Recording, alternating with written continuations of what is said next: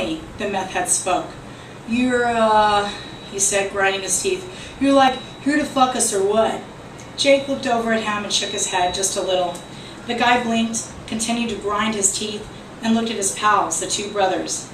They were sitting on an old yellow corduroy couch, already smoking their newly acquired joints, their pale faces nearly featureless from the sad gray light coming in from the basement window, duct tape crisscrossing the glass. I'd seen a lot of shitholes in this town, but this place could win a shithole contest.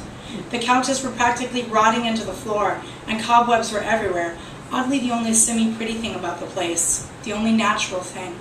The rest was full of years of barely giving a fuck about living, full of garbage. Old G.I. Joe dolls with their khaki-covered limbs broken off, destroyed video games, 8-tracks, tapes, parts of guns, and worst of all, old diapers. Every few minutes I could hear a child, or maybe two, crying the way a lost animal might.